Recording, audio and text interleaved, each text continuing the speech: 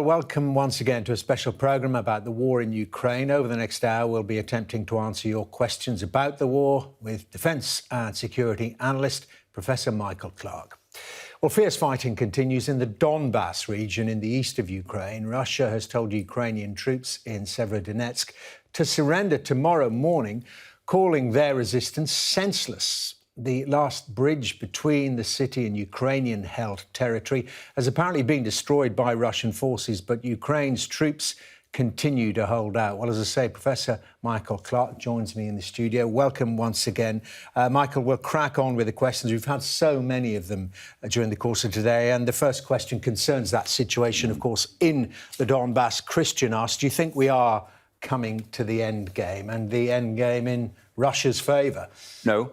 It's got a fair way to go yet. I mean, if the Russians keep up this momentum, this slow, gradual, grinding momentum, then they probably will take most of the Donbass eventually. But the word is eventually. They haven't taken Severodonetsk yet, which is the capital of Luhansk, which is the smaller of the two oblasts, the two areas of the Donbass region. And the Ukrainians are making them pay to take Severodonetsk. Everyone is saying, reporters are out there and they're saying this is the critical moment. Well, it's not. Severodonetsk is not the strategically important city. The two strategically important cities are Slavyansk and Kramatorsk, further in the west. Those have to be defended, and the Ukrainians at the moment are fighting in Severodonetsk to make the Russians pay a price before they pull back, I think, first of all to Lysychansk on the other side of the river, because the Russians have still got to cross the river, the Seversky Donets River. They've still got to cross that river in force, and they haven't yet. They've made a real mess of it twice. And the Ukrainians will have time to fall back on their real strategic objective, which are the two cities of Slavyansk and Kramatorsk. Well, what about this bridge reportedly being destroyed? Does that make that plan bridges? Yeah, I mean, there are several bridges, and a lot of them have been destroyed and partially rebuilt. It doesn't mean that the Ukrainians are trapped. It may mean that they can't bring their equipment with them, but they can always get troops over a river. They can get them over in boats. They can get them over on makeshift bridges. They can throw military bridges over a river, create pontoon bridges. It's always vulnerable if you do that. But this doesn't stop the troops escaping. It may mean that they can't take their heavy equipment with them, in which case they would disable it and then leave. Well, Michael, you mentioned they're making the Russians pay a heavy price, but our next question now asks, I suppose, but at what price for the Ukrainian forces? This one now asks, how long can Ukraine continue to lose troops that's the Pavlograd current bridge. Rate? There it is. That was the main Pavlograd bridge that went down about 3 weeks ago, and that was the biggest bridge, the best bridge, and that was down, but they've worked their way around it. Pavlograd was the main one, but it doesn't matter. OK, but in terms of the troop losses by Ukrainians, President Zelensky says they're losing, 1 to 200 a day? 3,000 a month. They are, and they can't sustain that for very long, but so are the Russians. The Russian losses seem to be about the same level. I mean, Russian losses were much higher than Ukrainian losses in the other battles of Kiev and Kharkiv and so on. Now that this is a real Second World War-style toe-to-toe match in the Donbass, they're fighting in a sort of almost 1940s, 50s way. Their losses are about equal. In the streets, block by block. Absolutely, block by block, hand to hand. It's about as dreadful as you can ever imagine from a soldier's point of view. And their losses are about the same. Neither of them can sustain 3,000 a month for very much longer. So there will be a pause. There will be a pause while both sides take a breath. And can I just ask you, does that manner of fighting, does that negate the Russian advantage when it comes to artillery and long range? Because you can't really attack the other side if they're cheek by jowl with yours. No, that's right. I mean, one of the reasons that the Ukrainians have stayed toe-to-toe with the Russians is to stop them using their artillery. But what the Russians have been doing is flattening everything in front of them, and then they walk in over the rubble. I mean, the one thing the Russians are good at, which they always were, and they've proven that they haven't got anything else in their locker than this, really, is to flatten urban areas and then, as it were, invade the rubble.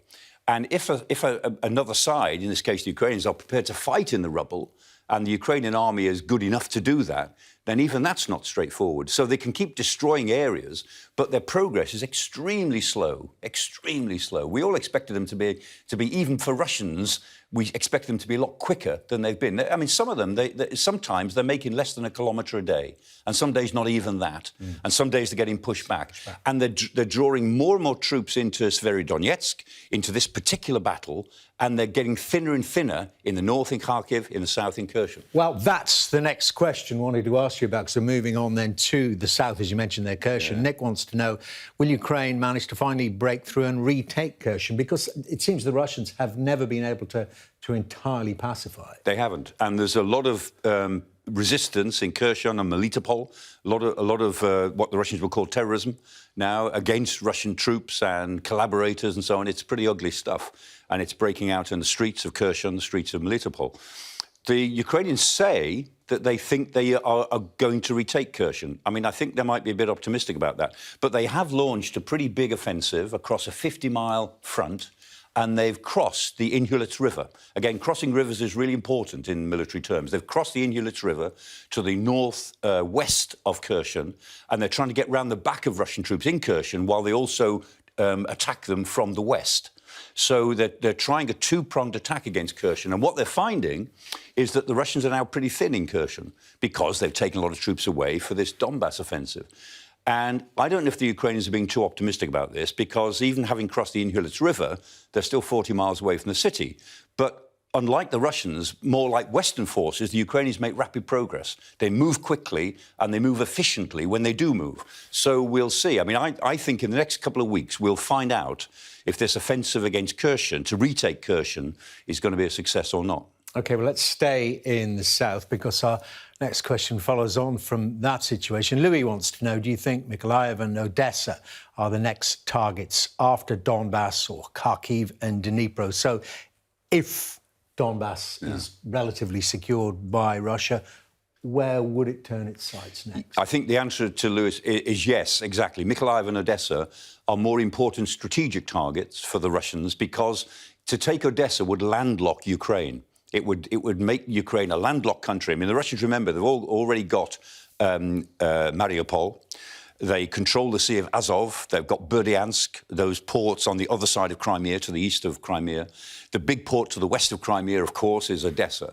And that's the third city. It's Ukraine's third city. So, yes, they need to take Mykolaiv, because Mykolaiv is the gateway to Odessa, even though it's 80 miles away. So they've got to take Mykolaiv, and then they've got to cover the 80 miles to Odessa. And those are big objectives. They've completely failed once. They've been thrown back from Mykolaiv, which is why they're now struggling to hold on to Kherson, it seems. But if they could then release the troops in the Donbass, give them a break, and then redeploy them to this area, then I'm sure their next strategic objective would be to complete this land bridge all the way across southern Ukraine.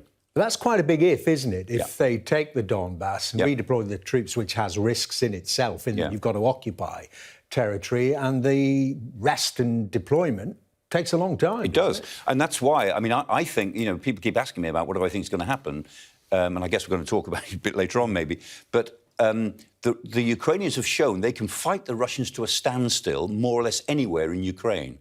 What they can't obviously do is kick them out, take back the territory that they've lost. They're trying, but that's a different sort of objective. And so I think that I think the Ukrainians will be pretty successful at defending Odessa, even if the Russians can redeploy from the Donbass in, say, 2 months' time. I think they will, but we will see. Warfare is more unpredictable than sport. Indeed. OK, a couple of questions coming up about the air battles. And Ken wants to know, why aren't Ukrainian forces attacking Russia from the air? Because in the past, in these programmes, we've discussed how there are still Ukrainian Air Force planes in the air. They've got about half of their Air Force left. They started with about 120 combat aircraft. They seem to have about 50 or so left. They're getting some more, the MiG-29s, but the MiG-29s are an air combat aircraft, for fighting against other aircraft. They're not really a ground attack aircraft. The Su-25s are the one that are ground attack, and so to attack Russian forces from the air, they need more Su-25s, and they are getting some of those. But remember, they're also attacking the Russians from the air with drones. So the Bayraktar drone, this Turkish drone, which costs 1/20th of the cost of an American or a British drone. I mean, they're cheap and cheerful, but they work. And the point about Bayraktars is it's not that they're any great technological breakthrough, just that you can have lots of them. And if you can have lots of them, you can obliterate whatever's on the ground, even if you lose half of them. So the Bayraktar drones have been extremely successful. They've got lots of other sorts of drones, even tiny ones or little copters that drop a grenade. And on a little group of soldiers who don't even hear it, drops a grenade. And there's any amount of footage that shows exactly that happening. So they are attacking them from the air.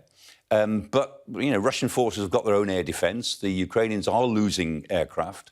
And they do need, I mean, they do need to rework their air force if they're going to stay in this war over the next months and into next year. Well, Mark asked the other side of the coin now about Russian forces in the air. Why has Russia not committed more of its air force to the war for both bombing and ground attack missions? Presumably, I mean, they've got a huge air force. We mentioned that from the start of the campaign. They have, yeah. I mean, they're active. Their combat air power is not much more, to be honest, than about 800 aircraft. It's not the 3,000 or 4,000 that are there on paper, or even 5,000 by some estimates. But it's more like up to 1,000, and it's more likely to be, by some estimates, as low as 750, 800, 850. However, and they committed about 230, 240 to this operation at the beginning. They've clearly committed more than that now. Their problem is not the number of airframes they've got available, it's the ability of their pilots and their command system to do air-ground coordination. So even with more aircraft, they find it difficult, actually, to bomb things on the ground. And they're lousy, really lousy at bombing moving targets. And it's not because they can't aim as they work it, but the idea of getting moving targets is that, first of all, you've got to detect the movement, then you've got to see the target, get somebody back at base to understand there's an aircraft within 30 miles, get that aircraft over the target before it disappears. Now, Western air forces are very good at that. Well, I mean, is that down to humans or technology? It's both. It's training. They've got the technologies, but they haven't trained for it. They've done so little air-ground support exercises, it seems, in the past. And so they have a command problem, is that although they can bomb fixed targets, the way anybody can bomb fixed targets, I mean, reasonably accurately, they haven't got many precision-guided weapons. I mean, the JDAMs, these are the bombs, the Joint Attack Demolition Munitions, which are bombs that can be directed. They free fall, but they can be directed left or right and so on. They haven't got many of those, so they drop dumb bombs, Second World War bombs, that they go wherever they go according to how the pilot releases them. So they drop a lot of those, but they still can't use really accurate weaponry to get onto a target within a couple of minutes of discovering that it's moving along a road and you want to get it. And the Ukrainians are very good at doing that. Well, let's talk about those targets that the Ukrainians are hitting, because another question from Mark, not sure if it's the same one, but Mark asks, what happened to the Russian T-2 tanks? We heard so much about. Well, tell us, it's much feared T-2. You know, what's happened? What's it doing? Terminator. Are they there? Yeah, it's not actually a tank. It's a BMP. It's called a BMP-2, the Terminator 2. It's a tank insofar as it's on a tank chassis. It's on a T-72 standard tank chassis. And, you know, it's often said that a camel is a horse designed by a committee. Well, this is an armoured fighting vehicle designed by a committee. They've taken a tank chassis and they've piled onto it all of the weapons that soldiers say they want. So there it is. It's got two 30mm cannons. It's got 4 rocket launchers. At the back, it's got 2 grenade launchers. It's got a heavy machine gun. It's got smoke grenade launchers. It's got everything on it. And the crew is all inside doing all this remotely. Now, I've never been inside one of these things. Very few people have. I can't imagine what it's like inside, because the amount of transmission belts, the amount of ammunition that must be going backwards and forwards while these things are available is staggering. The Russians have been boasting about this for a long time. They had them available at the May Day parade, I think it was in 2018, and it broke down. And they haven't been at the May Day parades until this year. And this year they were due to have 3, and only 2 turned up. So we think that one of those broke down as well. They've only got 1 troop of these Terminator 2s, these BMPs, and that troop has been sent to Severodonetsk, and that is either 8 or 10. So we think, the MOD thinks it's only 8. Others have said it's probably 10. But at most, they've got 10 of these things. They've sent them to Severodonetsk. We haven't yet heard how they're getting on. But I suspect it's a camel. I suspect it's as vulnerable as any other T-72, even though it's got all this weaponry piled on top of it. So you think some of them have been knocked out, some of them have probably broken down? I'm very interested to hear how they've been getting on. I mean, they've been there now for over 2 weeks. They haven't turned the battle, that's for sure. OK. Last question for this section, and interesting one, this from M. Why is there so little, incredibly little, frontline combat footage? One might almost be tempted to wonder if it's all made up. Well, that bit, no, it's not, M. But there is that question, why is there so incredibly little frontline combat footage? Why isn't it emerging? And, in an age of social media, who's controlling it? Oh, Dermot, there is. And, I mean, Sky's got lots of this stuff, and it doesn't use it for reasons of propriety and decency. And we see it, and those of us who are in this analysis business, we see it all the time. I'm looking at this stuff all the time on Twitter, and not on YouTube particularly, but other sources. And a lot of it's horrible. It's horrible. So, yes, there is plenty of footage. It's not that this is being invented in some way or that there isn't a lot of material. There's masses of material. And a lot of it is just too nasty to want to spread around. And so what we see is, what's available and what the news channels choose to put out. But, I mean, you've seen some of the stuff as well. Well, there is that argument, though, isn't there, that in a way it kind of sanitises warfare, as you say. It's brutal, it's horrible. Yeah. Do you know the person who said that most was Norman Schwarzkopf? Remember Stormy Norman from the Gulf War of 1991? And he said, I can't remember the exact phrase, but it's something like, war is ultimately obscene. It is obscene and disgusting when you're in it. And it is. I mean, warfare brings out some of the best of human nature and a great deal of the worst. And, I mean, anybody who's been in firefights, real close firefights, not remote artillery duels or whatever, anyone who's been in firefights, will never, ever forget it and will always be marked by the experience. And even, artillery. People look, you see films and people sort of duck down into their foxholes and explosions go on. I mean, if an artillery shell lands, anything within about 50 yards, the shrapnel flies all over the place. And so quite a lot of people will be injured or killed within about 50 yards of one shell landing. Sitting under an artillery barrage is one of the most frightening things you could ever do because of the sheer extent of the shrapnel. The reality of warfare, and it's certainly not made up. We're taking a break. You're watching Sky News. Coming up, we're going to be discussing then Vladimir Putin's aims and what victory could now be looking like for the Russian president.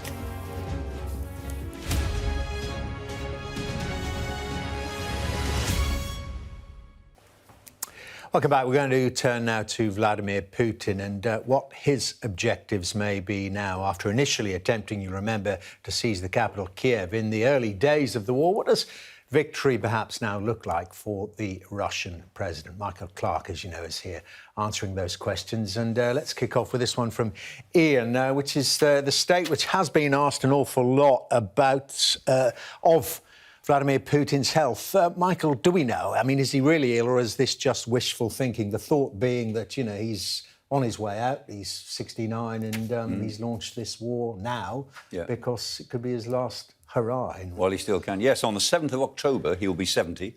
That's his birthday, the 7th of October. And he is known to hit the Botox quite heavily.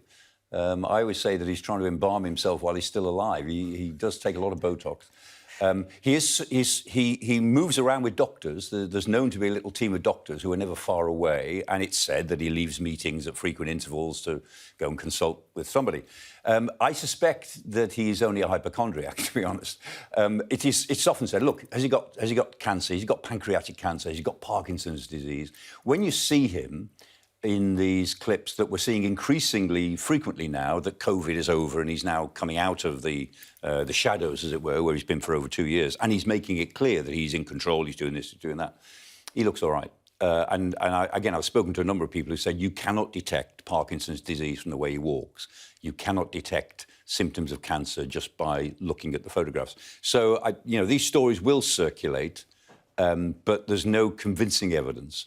If he is ill, or becomes ill, that would be one way out for Russia to say that the president has stepped down and the war will now be prosecuted by, Nikolai Patrushev, who's every bit as nasty as he is. But at least it would be a change of face, which the West might then be able to do something with. But that's just a side possibility, really. OK, well, let's talk now about the alliances that they've built up, namely with China. I guess Al asks, is Russia sourcing weapons and munitions from other countries, or is it purely relying on its own reserves? Is Is it getting anything from China and others? Yeah, it's trying. What it most needs is components. And so a lot of Soviet equipment, a lot of old Soviet equipment and some more modern Russian equipment has been sold around the world, in the Middle East, to India, to some African countries. And the Russians are scouring their customers to try and get some of it back. If not whole weapon systems, certainly ammunition, which they're pretty short of, precision ammunition, and some of the other more specialised things. We know that they've asked China quite early on, actually, after about a month fighting, for weapons, and the Chinese have not said no, but they haven't helped either. It's believed that China has given them some help of a relatively low-level type of, not non-lethal, but things which are not directly ordnance, direct weapons. So, yes, they are trying to source mainly components in the rest of the world. And yes, they are relying on their own reserve stocks. They're dipping deep into their reserve stocks now. And so we're now seeing some of these T-62 tanks. What are these older versions? The older version, 1960s version, the real Cold War versions of tanks. And they are now appearing in the battle space. So, yeah, the Russians are struggling, and sanctions, of course, have had a big effect on their own armaments industry because their tank factories, the two big tank factories that they've got, are almost at a standstill for lack of components. Because they get their components basically from the West, or have done. OK, and what about the fighting forces themselves? I mean, we've heard, particularly in the last week, about considerable numbers of conscripts being used by Russia. Bruce says, is it mainly the army composed of conscripts? In total terms, it's about 50-50, which is to say that the peacetime army, which is the Russians are relying on, because officially this is still peacetime, this is a special military operation, not a war, so Putin hasn't mobilised, and the peacetime army is 280,000. And every year, around about April, there is a new conscript intake of 135. This year it was 134,500, I think it was. So, about half of 280,000 is replaced every year. So another group comes in for a 7-month training period, and over that period, about half the army leaves. So this peacetime army is in a period of transition. And 1 year conscription is no good to anybody. You spend 7 months training somebody, and then they do 5 months of work, and then they're back in the civilian sector. Now, what the Russians try to do is, during that period when somebody's conscripted, they say, look, your life as a conscript is miserable, isn't it? We know it's miserable. Actually, we make it miserable for you. Sign a contract, become a professional soldier for 2 years, and your life will improve from tomorrow. And so what they've been trying to do is bring the conscripts in, persuade them, pressurise them to sign contracts to increase the size of their army. But they haven't been terribly successful. And Putin promised at the beginning of this operation that he would not employ conscripts in the forces fighting in Ukraine. And that promise has gone by the board because there are lots of conscripts in Ukraine. Lastly, in this section, back to the aims of the Russian forces. And Stu asked this, if Russia wins these southern regions, let me add in the eastern ones as well, will they then try for Kiev again, perhaps with chemical weapons or nukes because of a lack of ground troops? So in terms of objectives, if the Donbass is secured, the bits of the south, say they don't go for Odessa, could they go for Kiev again? It is certainly the case that President Putin wants to eliminate Ukraine from the map as an independent state. He wants Ukrainian territory and people to be part of Russia, the way he believes, mistakenly, because he's got a very eccentric view of Russian history for the last 1,000 years. But he believes that Ukrainians are really just little Russians. That's what he used to call them, little Russians. And so that will remain his ultimate objective. It's been his objective since at least 2008, and we can look at that in the speeches he's made, the things he's said. So that's his ultimate objective. So yes, he would like to get Kiev at some point. Would he launch a chemical or a nuclear attack against Kiev? I don't know. I mean, Kiev is one of the jewels in the crown of Slavic culture. Kiev was founded in the year 482, so it's more than 1,500 years old. It's older than Moscow. Kiev is the centre of Slavic culture, which gave us Russia. Would he destroy it with a nuclear weapon? If he tried to, would the order be obeyed? We've talked about that before. I suspect not in the case of Kiev. So, no, I don't think... And chemical weapons, we have to say, are remarkably inefficient as weapons on the battlefield. They really don't work terribly well. They work only in very specific circumstances. When the British first used chemical weapons in the First World War, the Germans used gas first in 1915. When the British used gas later on in 1915, the Battle of Loos, they gassed themselves. It's very unpredictable, very unpredictable. Anyway, so yes, Kiev is still a target, but not with chemical or nuclear weapons. OK, we'll take a break now. Much more about Russia's objectives in the second half of this special programme. You're watching Sky News Tonight. Coming up, we're going to be discussing the international response to the war as President Zelensky of Ukraine makes another appeal for long-range weapons.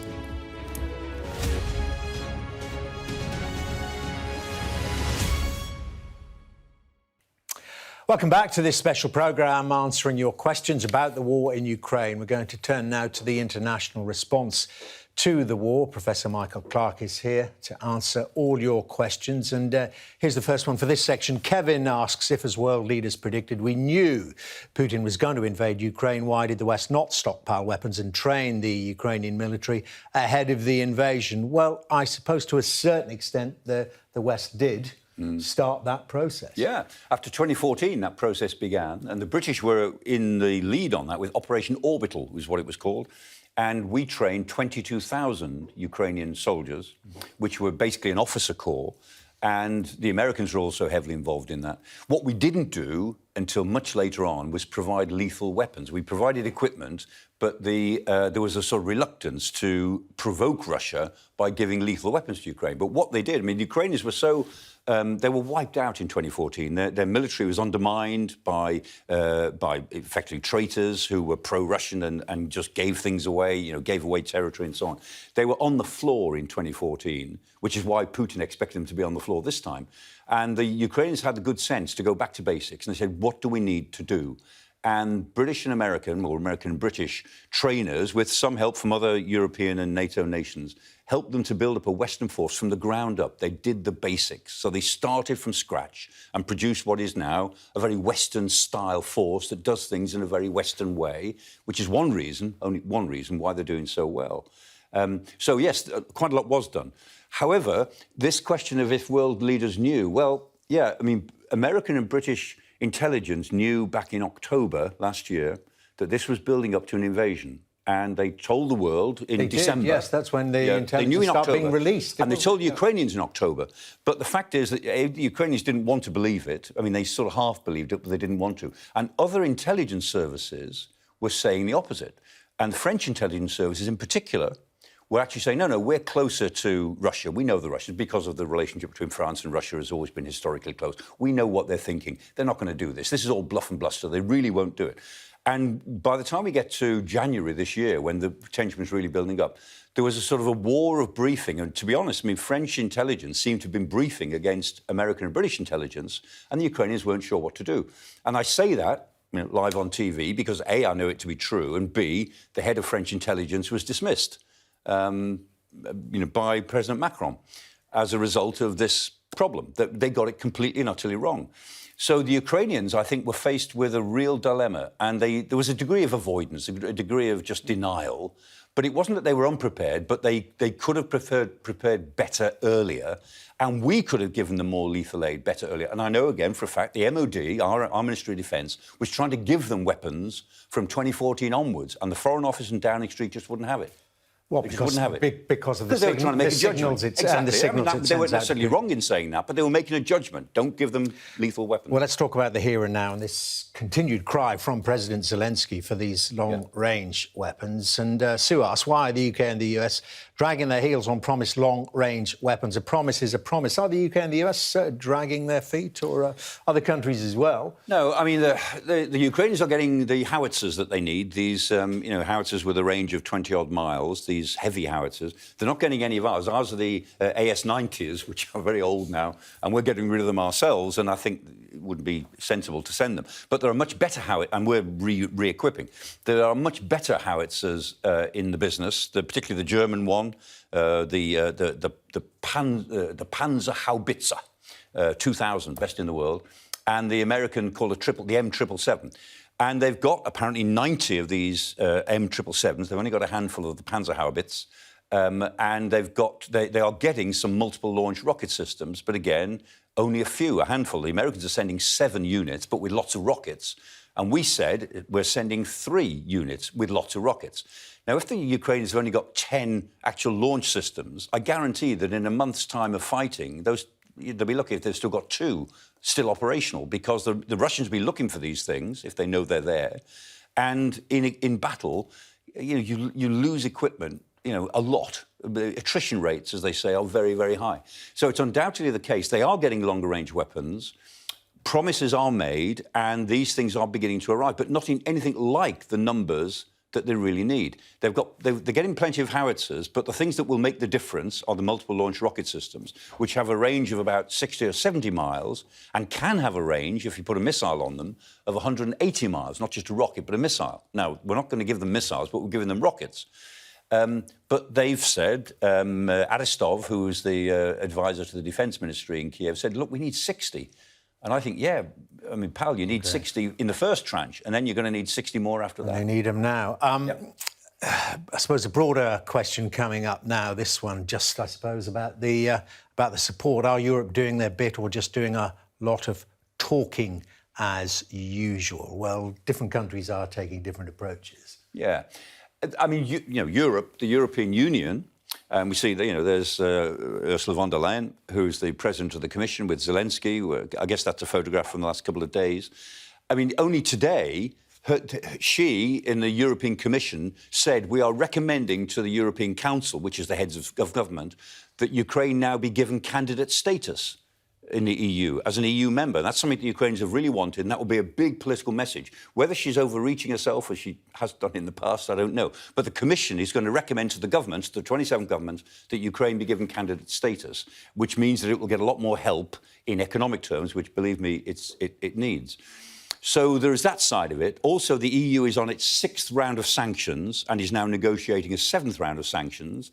They've got problems with Hungary, because the Hungarians, Orban in Hungary, Prime Minister Orban doesn't want to go in for a 7th round, but they're trying to negotiate that. So that sanctions have been pretty important. And individually, lots of European countries, like the Netherlands and Spain and Romania and Bulgaria, they're sending the material that they've got. And interestingly, one of the things that Britain is doing, which was only mentioned in passing about a week ago, is that the RAF has delivered, it calls thousands, it doesn't say how many, thousands of tons of munitions from one European country to Ukraine, to Poland, one assumes, where they can go. So we're not just sending our own weapons. The RAF is using its transport fleet, some of it, to move other European weapons around to help the Ukrainians. Did not know. So the RAF is doing something else, which, nobody seems to have picked up on. Question here then from Lee about that, about the weapons being supplied in all their forms.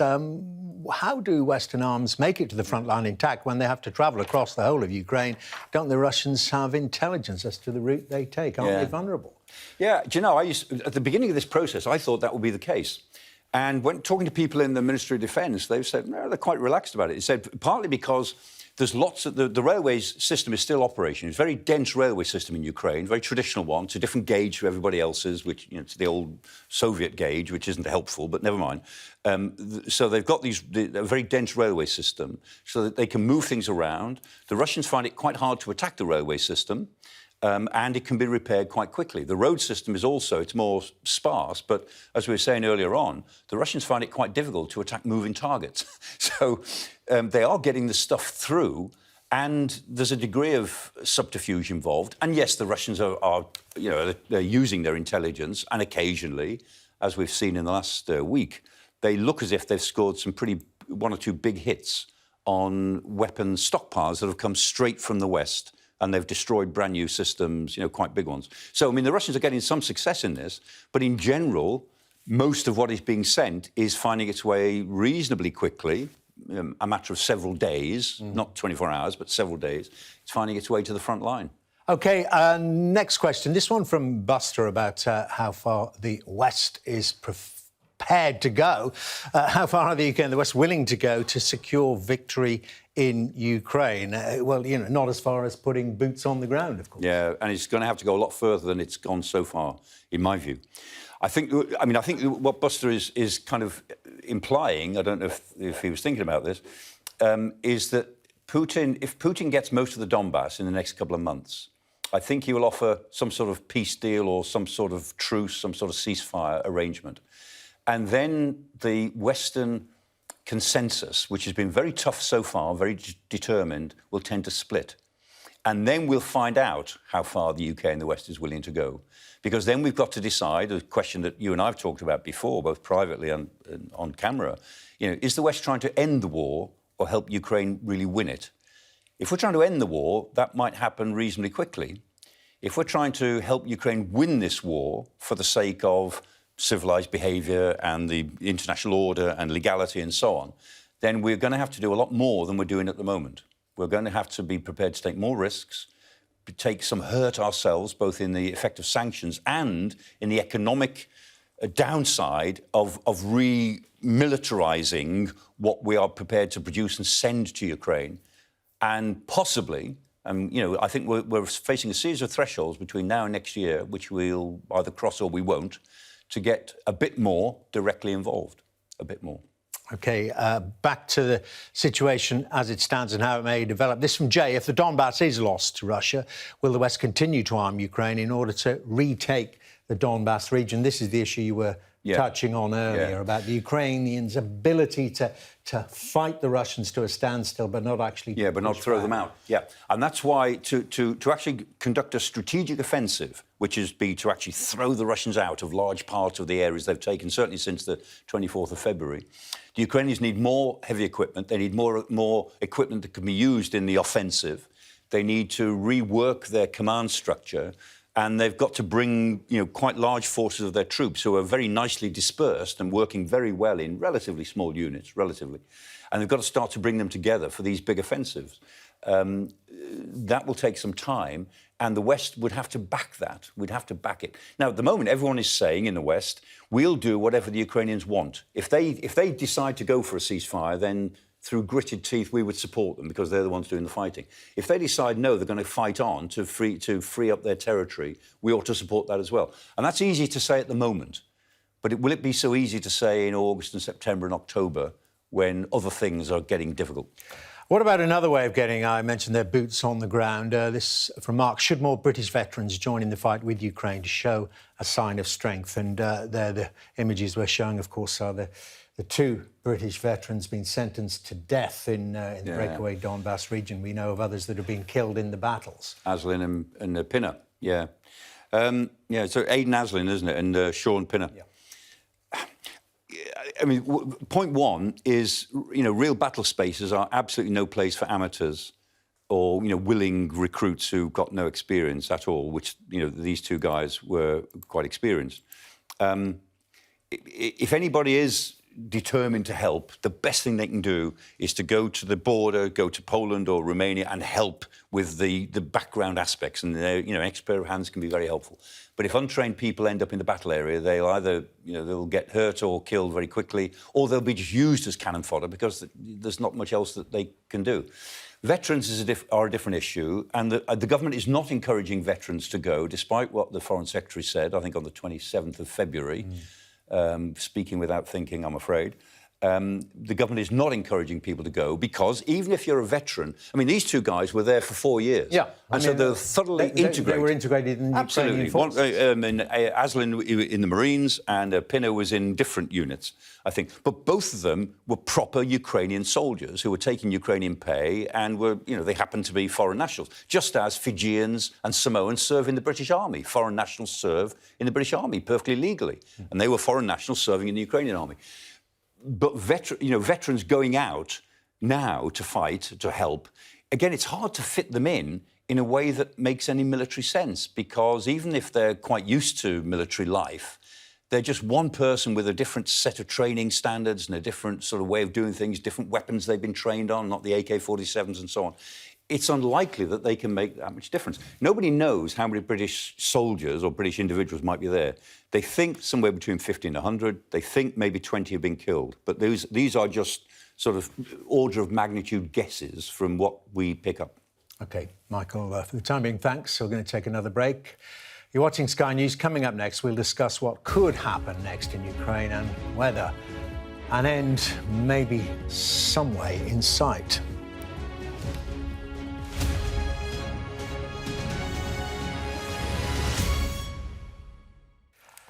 Welcome back. We're going to end the programme now by discussing what we should expect in Ukraine in the coming weeks and months and whether an end to the war could be in sight. As you know, Professor Michael Clarke is still with me here answering your questions. This one then from Matt asking just that. The situation in Ukraine appears to be deteriorating, certainly in the east. What might the next couple of months bring? Well, if I had to guess, I mean, as I say, that war is more unpredictable than sport by and large. And I would expect that the Ukrainians will continue to fight for the Donbass fiercely, and that the Russians won't get all of the Donbass, but they'll get Luhansk and what they've got of Donetsk, and maybe a bit more of Donetsk. But I suspect that the Ukrainians will actually make gains in splitting the Russians up in Kharkiv, in the second city further north. And I think the Ukrainians really want to get Kherson back. And so I think that in the next couple of months, the Ukrainians will, as we've said, fight the Russians to a standstill in the Donbass. And the Russians might say, well, that's okay, we've got as much as we want. But they may well then find that they are losing in the south.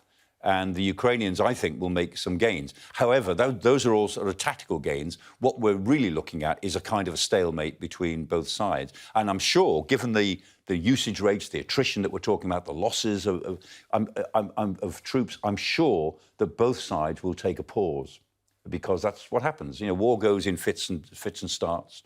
It has to.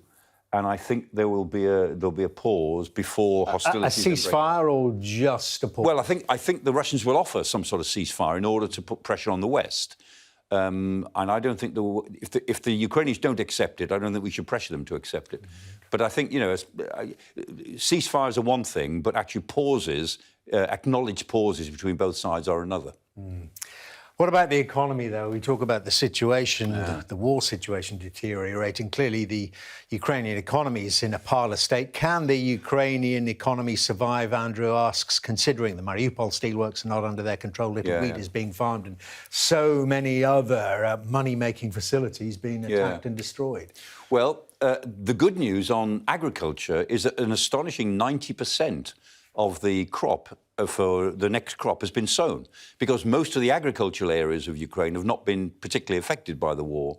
But the industrial areas have, because the industrial areas are those in the east of the country, from Chernihiv right down to Mariupol, really. And the Ukrainians are looking at a drop in their GDP at the moment of 45%, which is catastrophic. And the cost of reconstruction, if the war stopped now, the cost of reconstruction is generally estimated, order of magnitude, at about $600 billion. And somebody's going to have to pay for that.